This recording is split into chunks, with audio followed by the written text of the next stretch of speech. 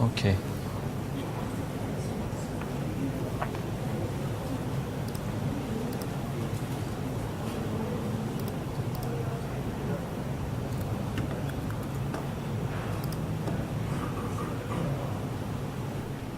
Okay, hi everyone. I'm Michael Bui. I'm a software engineer. I have been working with PHP around like 9 to 10 years already. Actually, I started with learning PHP earlier than that, but I officially working for companies in around like 2007, 2008, so around 8 to 10 years. So today I will talk about my experience using PHP with Docker, which is my interest, and a bit about me. Like I'm started learning LAMP stack in 2004 and officially working on 2008. I like programming. I like learning new things, and I like building things. And I also like photography, playing chess, traveling, trekking, and sport. I play futsal every week, and it's open group. If anyone want to join, just let me know. Yeah, we are very welcome. I'm also a father of a very lovely daughter. Okay, about the Docker. The Docker is help you to build, ship, and run any app and almost everywhere. They say everywhere, but there are some conflict you cannot run. Like for example, you cannot run the Intel architecture on ARM architecture. And Docker is not a virtual machine like what we are talking about comparing to Vagrant. And you can see on the screen here, the most important difference is about the guest OS and the hypervisor. So it reduces the load for the host machine, and it makes Docker is very portable, very lightweight, and run very fast. And currently Docker is at version 1.12 and is still in RC1. Docker is available natively in Linux, and in Windows OS, currently the official support is via Toolbox, which is the official virtual machine running on top of VirtualBox. And now on March of this year, they introduced the native support for Windows and OS, but until now they are still in beta. And previously, I think 2 weeks ago, they still in private beta, but now they're in public beta, so everyone can download and try it on your computer. So today I'll talk about the PHP development, which I focus on 4 things only. First thing is how you run a PHP project with Docker, how you debug it, how you run tests, and how you deploy it. I will do a live coding, which is cost me a bit issue, so a bit delay until now.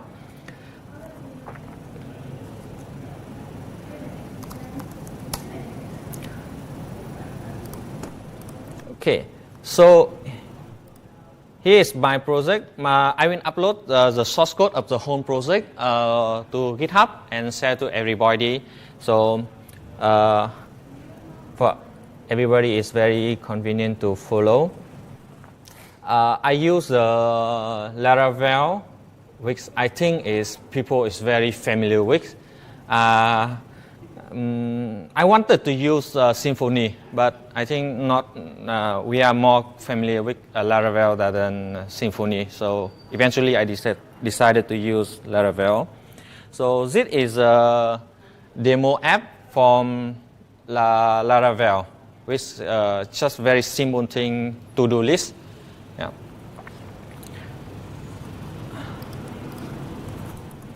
The first thing is this is a Docker container I'm running, And you can see I have two containers now. One is for the source code, one is for database. So that is the idea of Docker. They want us to separate all the components, so everything is loosely coupled to each other, so we can easy to scale, easy to upgrade. And this is a website. So as you can see, it's very simple thing. Just add and new. I can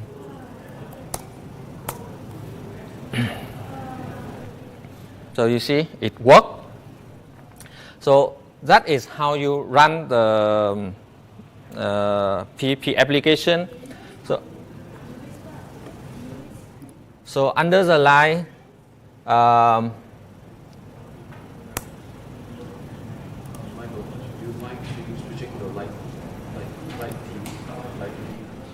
okay, let me check.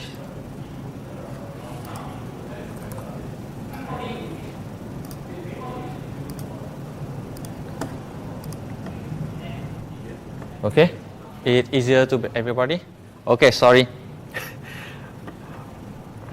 Okay, so this is main thing of the Docker environment where you bootstrap and run on the Docker container.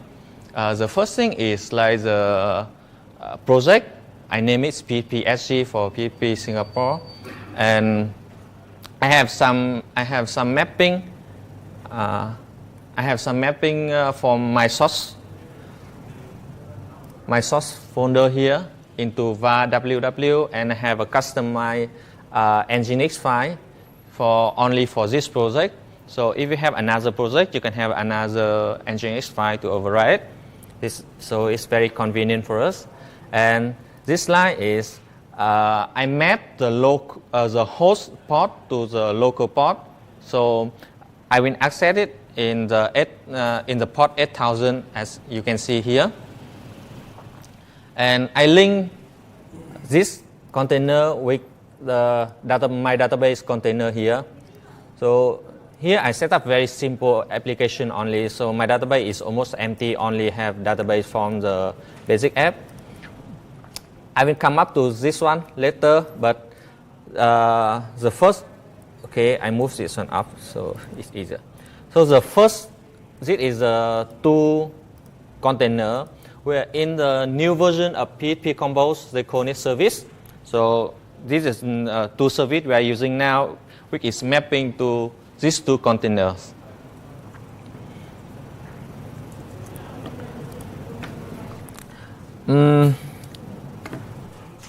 Any question for running PHP application on Docker for now?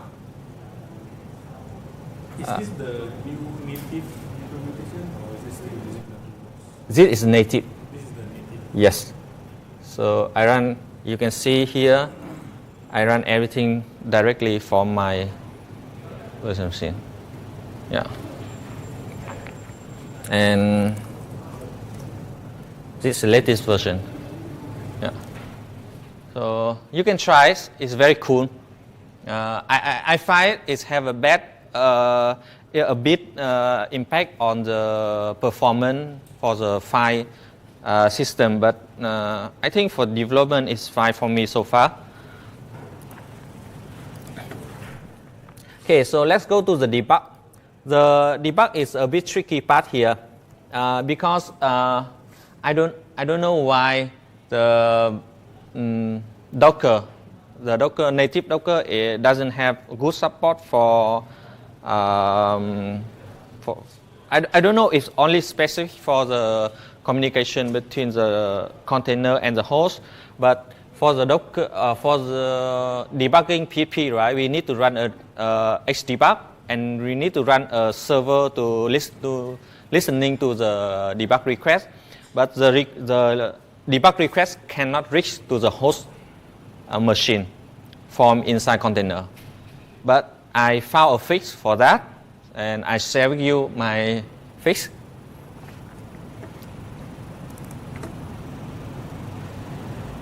Not this ones. So basically, this is my Xdebug configuration. So previously the remote host, especially you specify as a local host like 127.0.0.1, but I specify another local IP address here, and in my Mac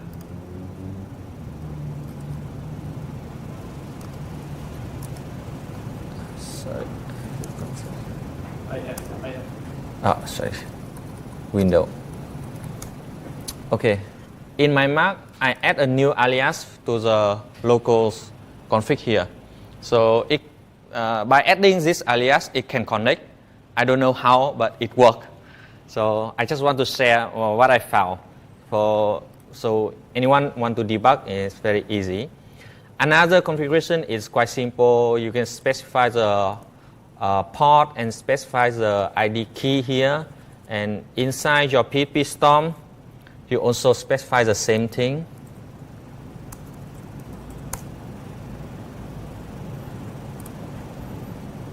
Okay, you have a port here.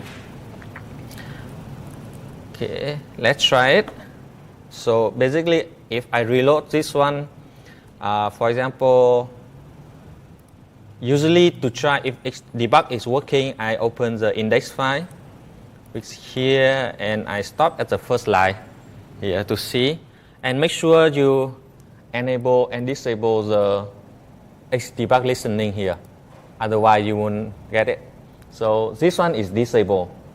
You have to enable this like this, so it's listening. Okay, now if I reload this one, okay, boom, it's go here already. So from now, you can see, you can debug everything from here. What is the current variable? And you can go deep inside on that. And for example, I know if we go until here, for example, you know, this is a home page, right? So you can just go here, you stop here, and let's see what happened. You can just skip, jump from the first breakpoint to the second one by this button, and here it stop here. Yeah, and from here you can even see more from here. Like you know, this is a route service provider. And you can even go further, like if I want to go inside to this function, you can press F7. If you step to the next function call, you use F8. So I'm going to this function. You see, this is a loader, auto loader from the platform.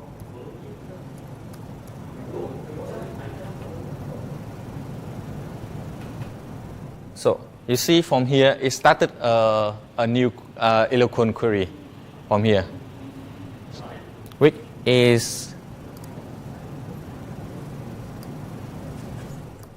used for this code. So this one, it triggers the code static method, which is a message code. And from here, it will create a new query with this for this function.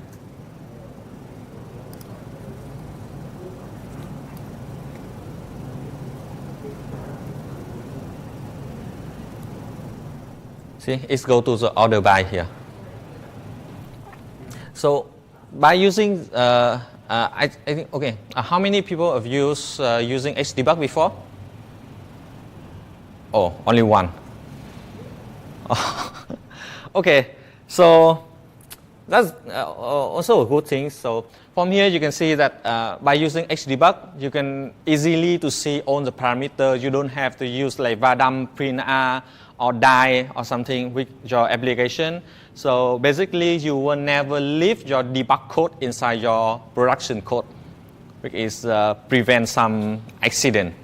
So try to learn Xdebug. It's very cool, and you'll find it will help you a lot.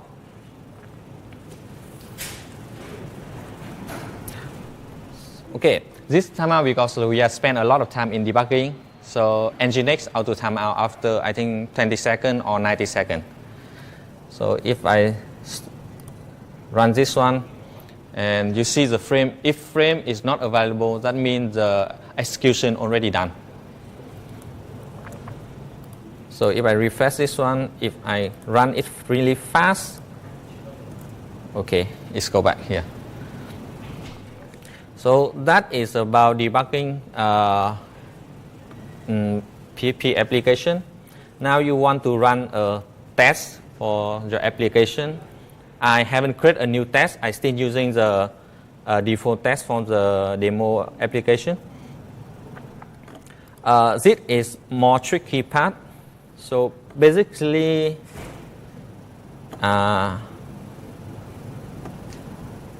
okay, now I come back to this part. Okay, can you see clearly? Yeah, okay, never mind.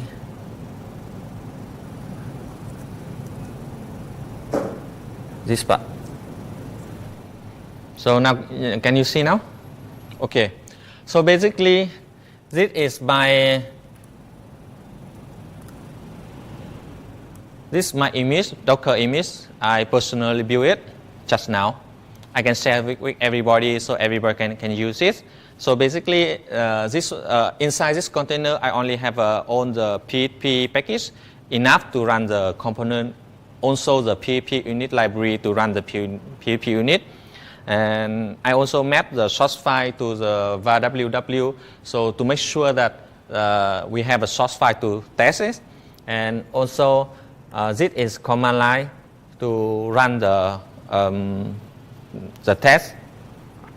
And in order to test it, you can run this simple query. Okay, cd. Okay, first thing, in order to run the Docker Compose, you have to go to the directory where the Docker Compose file located in. If you go to another directory, you cannot run it. So basically, I will go to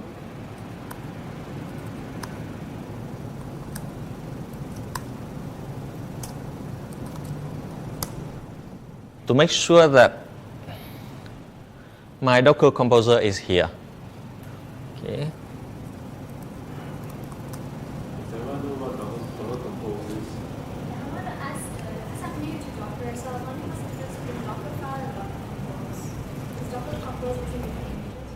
Okay, Docker file is a file you use for building an image. Sure that the Docker file is built in PHP. Yeah, let me show you also.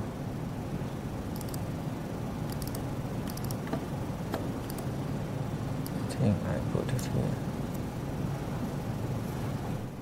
So this is a Docker file to build the PHP unit. So the good thing for also the difference between the Docker and another virtual environment like Vagrant is like the Docker you can inherit from another image. So from now I inherit from Unpy 3.4 here. So as you can see here. So this is already built image out there, public there on the, yes, it's official image, but you can extend from any image, not only the official. Yeah, and I run some command to add the PHP library here. Yeah, and prepare the environment here. And after I'm doing like this, this is a file to declare to instruct the way to build the image. After that, you need to run the command to actually build the image. So the command is similar like this. I think I increased the font size here so you can see it better. Yeah. Docker build. That T is for tag. So when you build an image, you need to tag it or you need to label it somehow so you can easily find it later. So I will label it Gary PHP unit. Gary is my personal dev team. So I use this only. So not any meaningful here. What's it? That's T. T for tag. T for tagging. The name that you give to this container. It's just a labeling. Yeah. So you label it. This is a PHP image belong to Gigari group, and the tag the version is 5.4.6. Actually, the tag is a 5.4.6. What Michael is doing a namespace. So Gigari is a namespace, and the actual container name that he's creating is called PHP unit. And the colon for whatever comes after that is basically a version number that you can tag to this one. So usually by default it tags as colon latest, which gives you the latest version of this thing. Good thing about what he's doing, okay, the tag can be arbitrary string. What he has done is that he has added a namespace in front, so it's easy for him to, he can easily push up to Docker Hub later on. Docker Hub is like a place where people can download and share Docker images, am I right? Yes, correct. So he's done it this way to make it easier for people to push stuff and share it later. So you know GitHub, right? So the structure similar to GitHub. You have a namespace or user or a group, and then you go to your repo name. This is exactly the same, but except on top of that we have a tag or label to this to this commit, for example. So,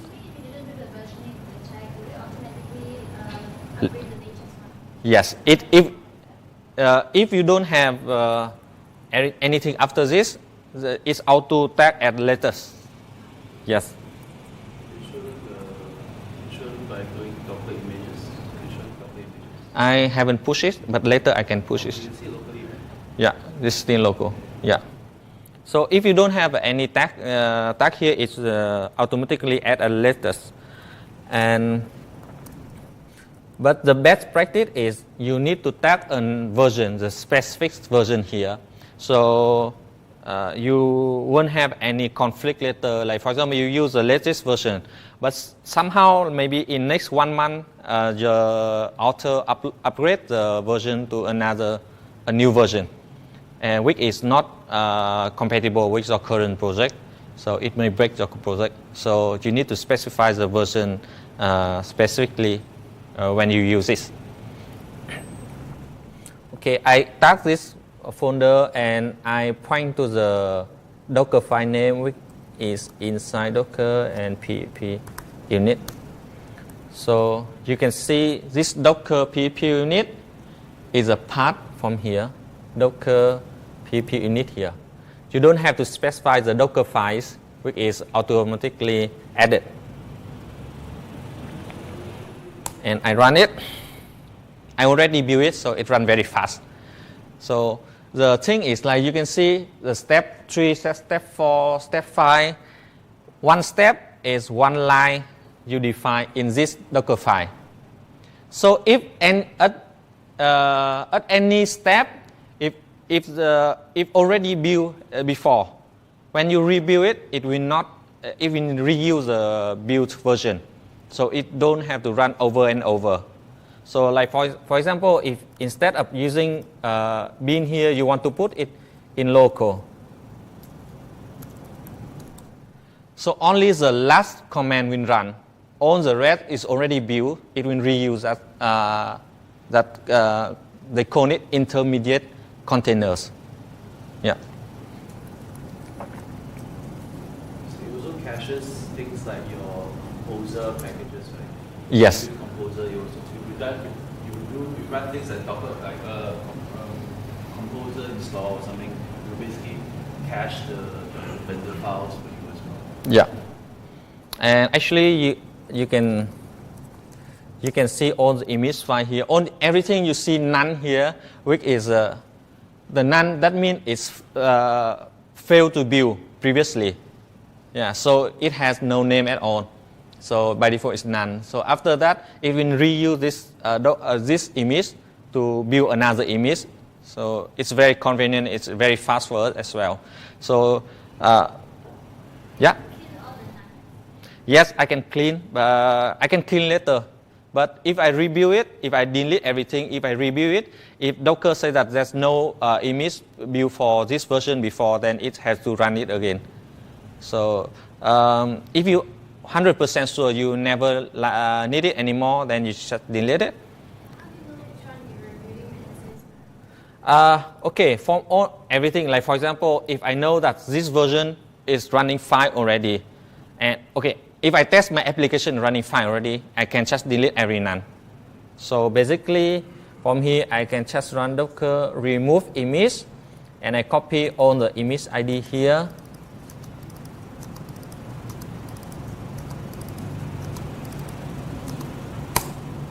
Done. It's clean up. I can 100% sure that my image is still running fine. So I just clean it up.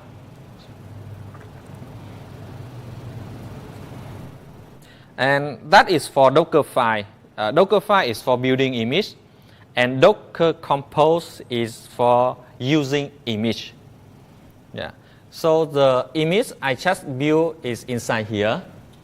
So when I create a container or create a new service, I need to define the image when I want to use for that image. I have another configuration like volume. I want to link this image to MySQL because later when I run the test, my test is also need a database connection as well. So I need to link it. All those things that happen here can happen in command line. So you can actually do Docker. Yes. Docker up and have all these other things. Yeah. This get as flags in the Docker command. But with your Docker Compose file, you have to declaratively set up the links and the files that is we mapped into the instances, and you can make them all spin up at the same time. Basically, you can spin up a whole group of this Docker images. These kind of Yeah. Sorry? For example, like MySQL. Go top. So you specify the interlinks between the links, you just specify the name. Yeah. Okay, so basically the name here is the service name. You can create an alias for that. So for example, this one you can create a PHP MySQL here. The naming here or the alias name here will be used inside the PHP SG container. And it will be available, it will be used to connect the PHP SG container to the MySQL container. But before the colon is to understand that you're referring to the second line. You need to remove your Okay, so for example, if I don't have this part, this will be the name using the PHP SG container. If I have this part, this will be the name using in PHP SG container. Actually, both this one and this one will be available.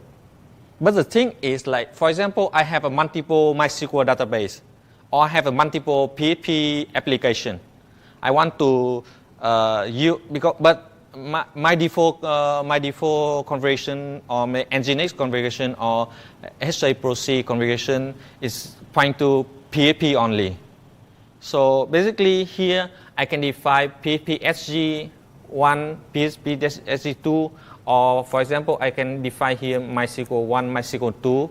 But from here I still map it to MySQL. So I don't have to change my configuration. Yeah, even I can declare even more service. Essentially what this does is it adds an entry in your EC host file inside the container. So internally it refers to it by, say, PHP. MySQL actually refers to the other container in this list by that name. So every Docker container has their own IP address? Yes. Yeah. Okay, so basically when you run a Docker, it will create a network. By default, the network name is default. And you have a multiple type of network. You can implement your own network type. But currently have two type of network is bridge and overlay, which built in.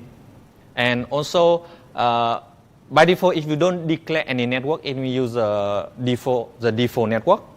And all of this will be inside the default network. And actually, from new version of Docker, I don't need to link here and here. because it automatically available within the same network. But for some reason, sometimes it may not work. So to be safe, include it in. Yeah, I haven't tested it. Just now I test without this link, it failed. So for some, but previously, if I remove this one, I still can ping it. So to be safe, just include it in. And yes, when you create a new container, it will have each container will have a dynamic IP address, so you cannot predict which IP address is that. And by using the host name like this, it makes the development more convenient. Okay, so this is a Docker Composer file.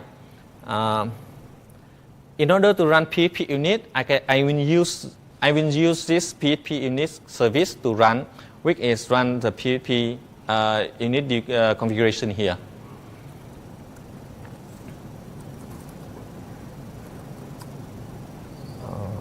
Run. Okay, before run this, I want to explain a bit. So this is a command line. I want to run PHP units, but after immediately the PHP unit service is running and stop, I want to remove it. So there's no unused container, unused service in my environment, just to make it clean. Okay, everything is running fine here. Okay, so just to show you something, I will destroy everything on my environment, and I will show you it won't work, and then I will bring them up very quickly. Okay, so first thing I want.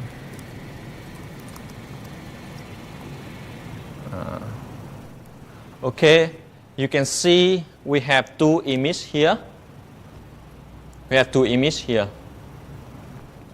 Which is one is PHP, one is MySQL. Now I will delete these two containers.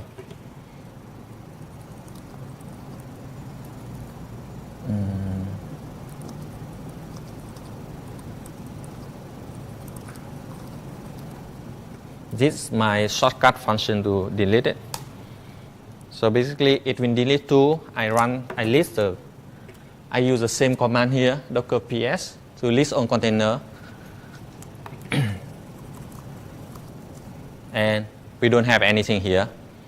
Just to make sure that it works, actually the command works, we go to the website, there's nothing here. Now I want to bring them up.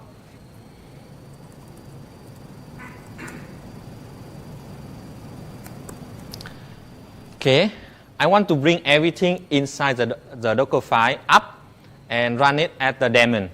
So I can run another command. Okay, now you see it's run. But as you can see, previously we have two Docker containers. Now we have three because I declared the PHP unit as well. But PHP unit. Sorry. Okay. Because in the Docker file, I define three services. One is MySQL, one is PHP SG, and one is PHP unit. So that's why it's creating on three services. And after that, because the PHP unit is running and exits immediately, so the status is exit. These two container is still running here.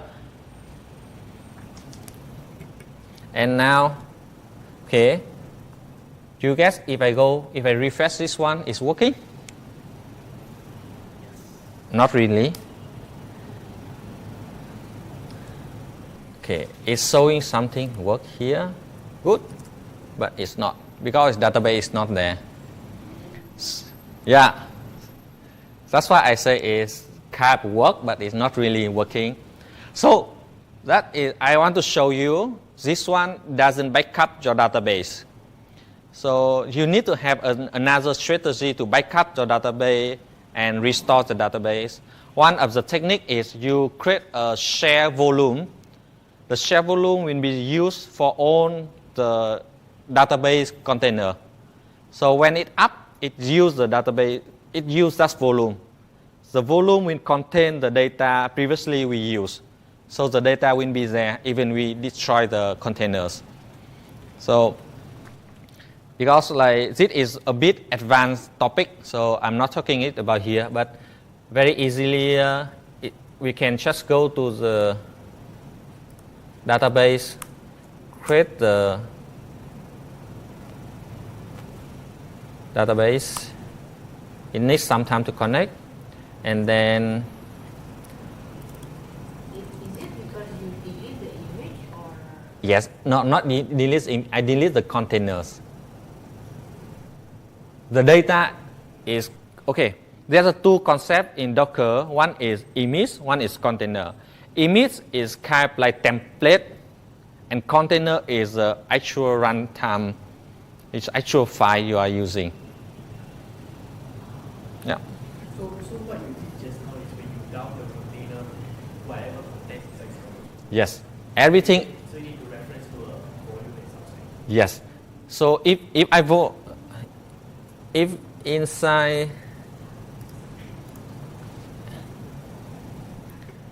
inside this MySQL, I have another volume, which the volume is used somewhere else. So, but after delete and bring it back, it's still using that volume. So data is still there. But because I don't do that for now, so it's a bit advanced advanced configuration. So I don't put it here. So, but you can do a research on that. It's not so difficult. MySQL is just like Yeah. like a process. It's not like a process. It's actually isolated environment. Run only MySQL service. Yeah. Okay, I create a PHP. I create a database here, and then I need to log into the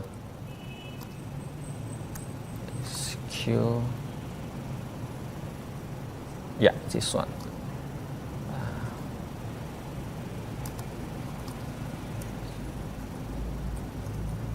Okay, the SQ command is for ad hoc running, to run ad hoc commands only. So after I access this one will gone. So I need to go to the you see, this is var w. The var w is the volume I'm mapping from here, from this source folder. I go here, I will see the folder structure exactly like inside here. So this is where you are using volume, is where you are communicate between the Docker container and the host machine. And from here I need to run the migration from Laravel, and that will make this work. Okay. So if you configure the database properly and you turn it down, bring it up, it's very quickly in just a second, compared to like a few minutes with the Vagrant. Even you have 100 of Docker container or 100 of service running on your local, everything is still up and running in just less than 1 minute. Usually around like half a minute only. Okay, now about deployment.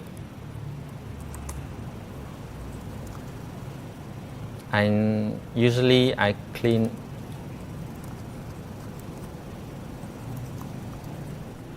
I just clean it, the PHP unique container which is not in use, so it's clear for us now. So now I know that I have PHP SG5 and service and Maria database service. Now I want to deploy this app, so I can use this in dev or in staging or in production. So basically,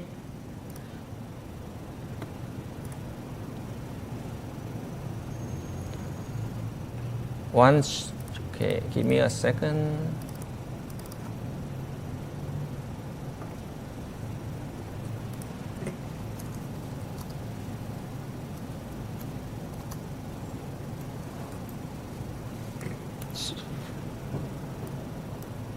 Okay, so basically I need to copy the source file into var.ww folder. The source file, after I running the test, I make sure that my application is running fine as I expected. So I will copy all the source code to the var.ww, which we use is like system default. It's not the global, but we define that as our default. So we copy the source code there, and then we need to remove this volume. Okay, if you don't have this one, this volume will create an empty folder inside the application, inside the environment. So if you want to work with the folder, it will not throw any error like folder not found or something like that.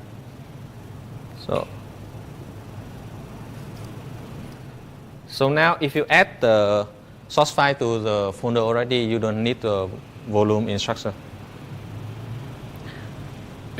Okay, so after you copy everything from source folder from here, you build this image exactly like what I built before. And imagine you have image already, like from here, Docker image. For example, I have everything here already.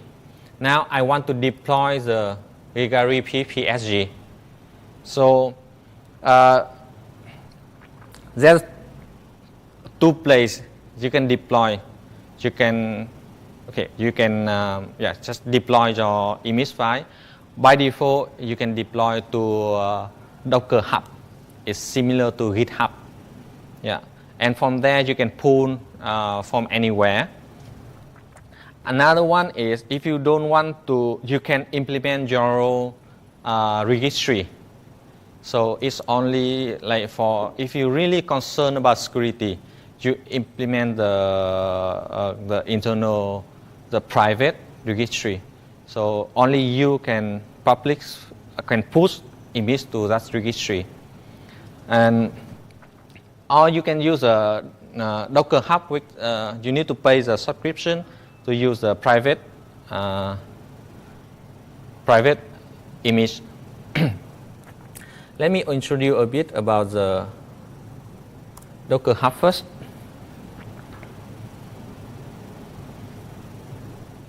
So this is Docker Hub. Is exactly like similar to like GitHub. This is my user, and this is my organization. And you can see inside my organization, I already have some Docker image. Let's call it repo, and then now you see from here I don't have any PHP repo. You can see from here, I can go to the second one to make sure that nothing here. Okay, I go back to my local. The first thing, in order you push the image into the Docker Hub, you need to log in first. And Docker Hub haven't support the SSH key. So you need to log in by your user and password. But it should be done only once. So I need to give in the user and the password.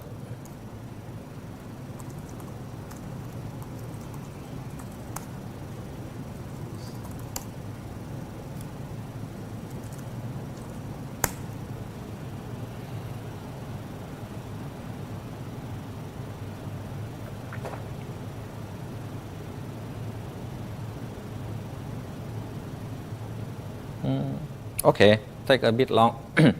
Now, I want to push my image to Docker Hub.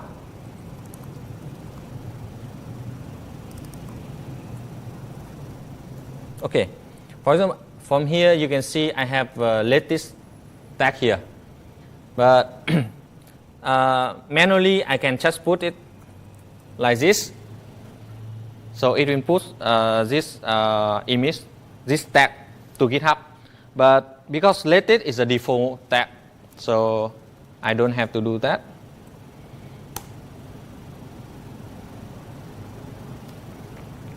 This one is 50 meg. It should be done in 1 or few minutes. Yeah. So, in the meantime, do you have any question? So I can answer. What is the difference between VirtualBox and Docker? Between what? VirtualBox. VirtualBox. Oh, okay, VirtualBox is virtual machine. Docker is not virtual machine. VirtualBox and VMware is virtual machine. It simulates the host machine work, and inside a virtual machine you need to install a guest OS. Yes. But in Docker, you don't need to install the OS. I'm going back here.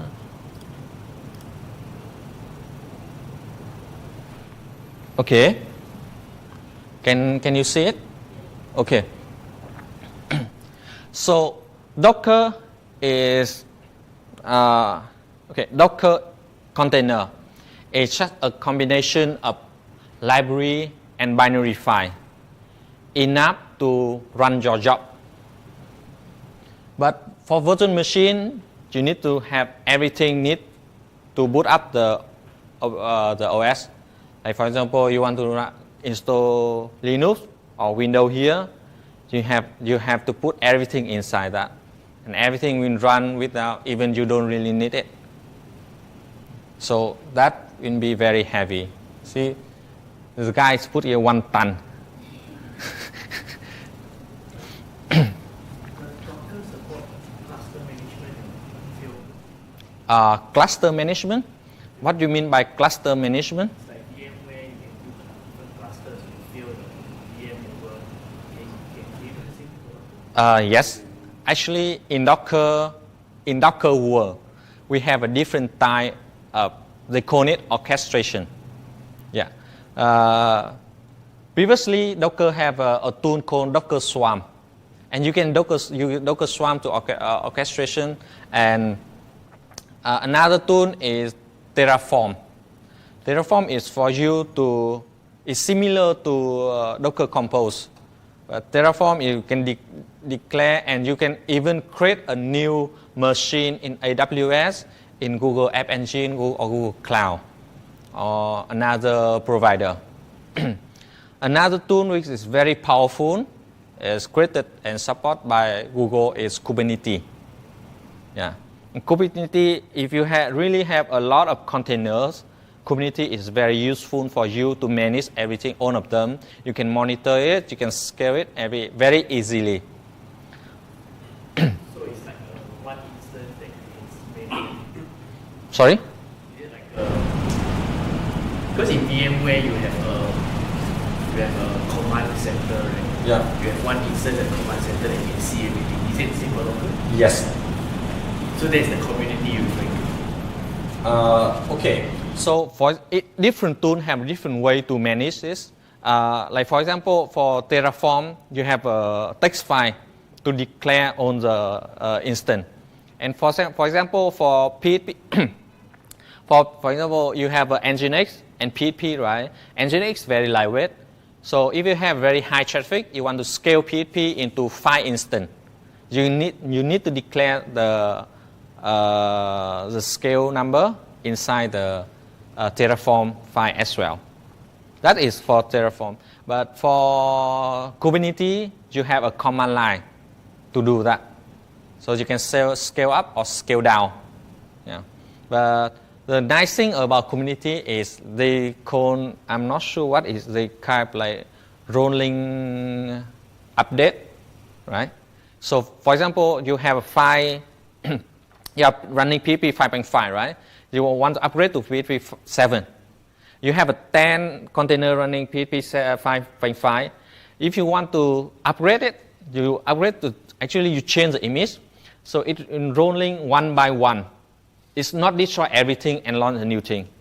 So it's very convenient for you as well. It's almost transparent to user.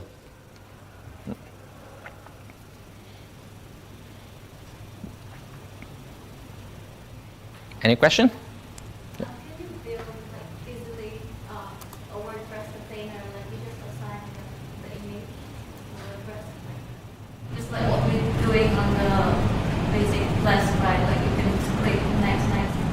Okay. Can you do that in Docker? Yes, you can. We can do it very easily. Actually, for WordPress, right? You need to have Nginx.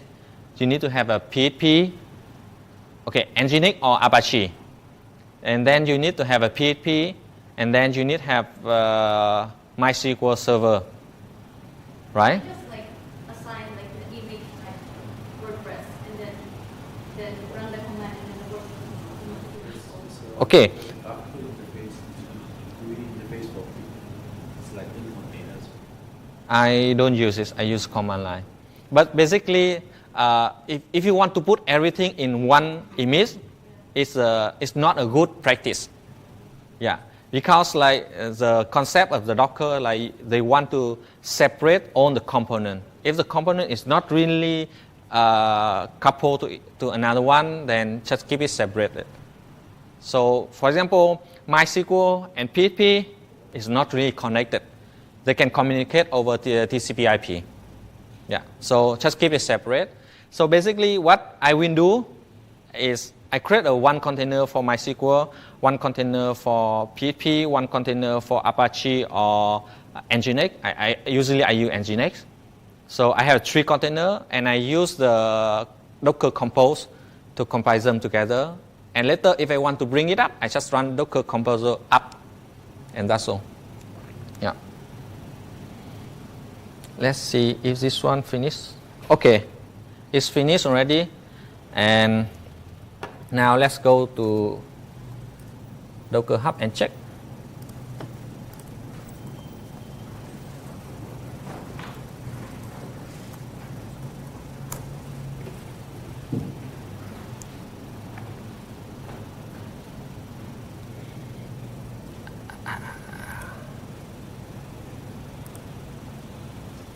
Okay.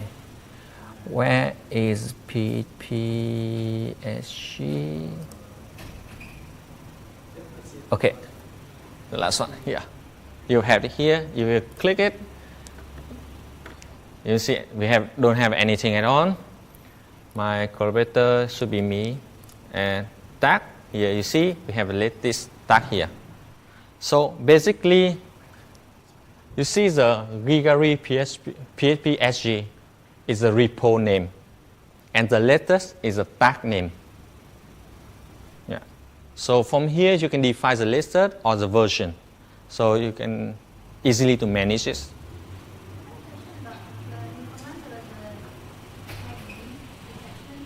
Sorry? D, right? That's D for daemon or detach.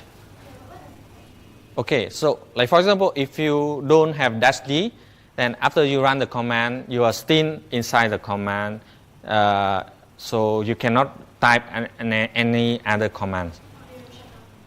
It's not shut down, but it just hang there. If you type -d, it will push it to the background, and you can continue your work. Does it matter if I access it to, for example, my Docker, and then I set up all this, and then I do the HTML and I just define it? Okay, so the question is, if you want to continue type more command after that or not. If you don't, it doesn't matter if you have type -d or not. Yeah. Yeah. Any more question? Just can ask Michael later. Yeah. Thank you very much. Thank you. Yeah.